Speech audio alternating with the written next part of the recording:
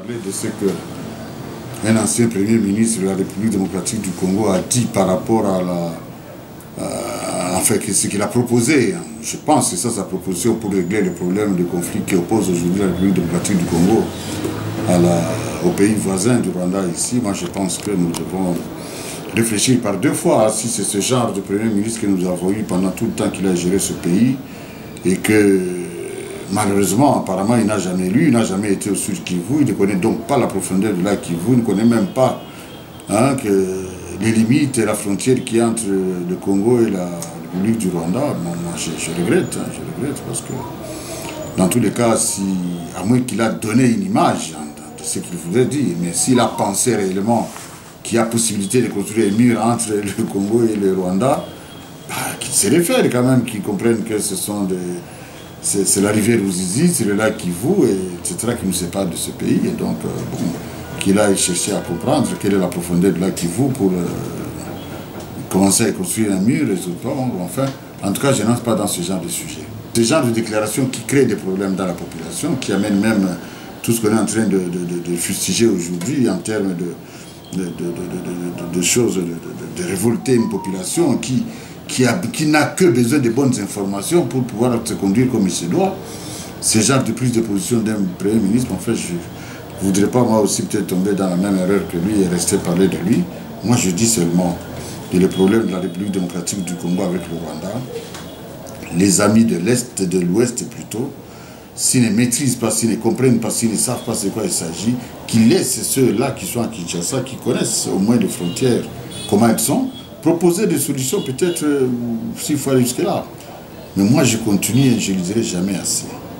Le problème de la République démocratique du Congo, ce sont des problèmes de nous, des habitants, de la population, de notre gestion, de la gestion de notre pays, de la politique de notre pays. Et nous ne devrions pas toujours comme ça nous alarmer, même quand il y a des pires choses qui nous arrivent, comme la situation actuelle. Ce n'est pas la première, ça fait plus de 25 ans. Que les choses ne font que se répéter. Sous Mozito aussi, je pense qu'il y a eu encore des négociations. Donc il faut comprendre que les problèmes entre les nations sont gérés à un niveau qui dépasse les sentiments de certaines personnes ou personnalités de la République démocratique du Congo. Nous devons réfléchir en tant qu'hommes responsables et nous mettre au niveau de la diplomatie parce que des difficultés entre les deux États, il y a des mécanismes qui sont déjà mises en place pour gérer ces choses-là. Notre pays a ratifié la charte justement d'adhésion à la communauté des États des pays de l'Est. Notre pays fait partie de la CRG, notre pays fait partie de la CPGL.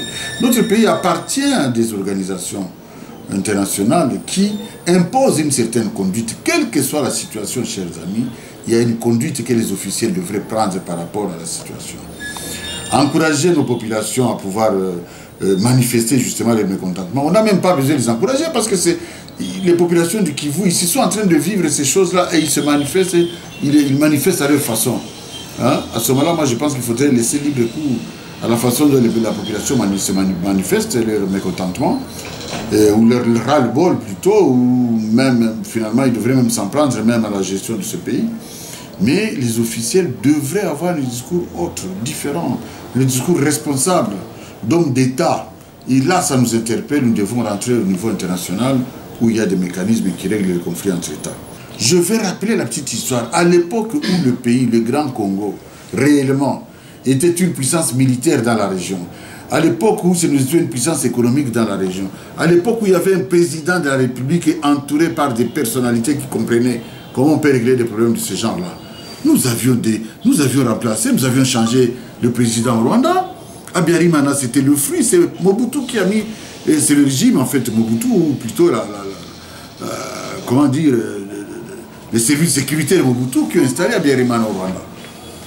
Et par la suite, Mobutu a eu l'idée géniale justement, que pour rapprocher, il ne suffisait pas de remplacer ce type-là, mais il fallait lui donner aussi les moyens. Voilà comment on a créé la Banque des pays des Grands Lacs, voilà comment on a créé même la CPGL, pour que justement, que ce Rwanda, là, le président qu'on venait de mettre, qui puisse gérer même le Rwanda aussi, qui profite aussi du Grand Congo en termes économiques, en termes de sécurité, en termes de puissance de défense et tout ça. C'est nous qui défendions tous ces petits pays là-bas, à l'époque.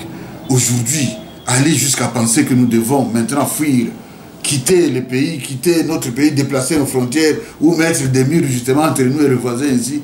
Mais ça, c'est quelqu'un qui ne connaît pas ce pays, qui ne connaît même aucune réalité et qui n'est même pas au niveau, je vais ainsi le dire,